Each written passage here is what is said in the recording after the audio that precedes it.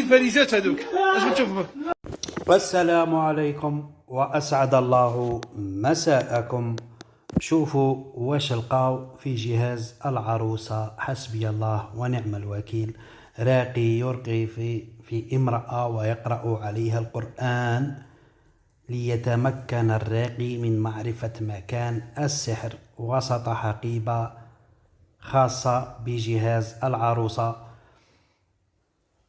لقاو فيها يعني صورة وفيها شعر وطلاسم، يعني حسبي الله ونعم الوكيل. والمشكلة بيت هذه العروسة المريضة يبان إنسانة زوالية عادية على قد الحال، واضح هذا يعني من الخزانة والغرفة كيفاه دايرة. مانيش عارف علاش يسحروها مسكينة.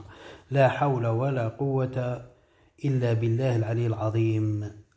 ربي حسبي الله ونعم الوكيل. ربي يشافيك ويعافيك أختي كريمة. تابعوا الفيديو حتى الأخير باش تعرفوا مع من رانا عايشين. يا لطيف. بسم الله. ريحي برك الحاج، اقعدي برك اقعدي برك.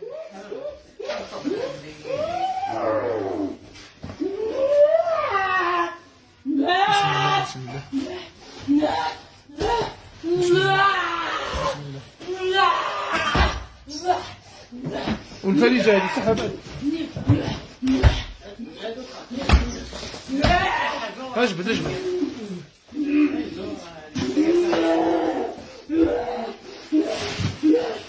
هذه يا عبد الله. اروح. بسم الله. افتح شوف هذه يا عبد الله. جبد لها الدوزه اللي قاعده تشوف معاه وقاعده تشرلك عليه، حطوا لها قدامها تما.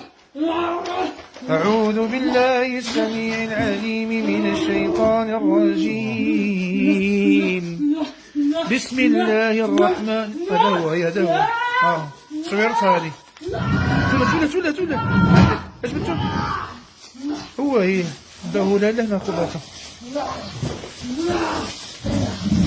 هو ها سبحان الله العظيم. قلت لك هناك فريزة.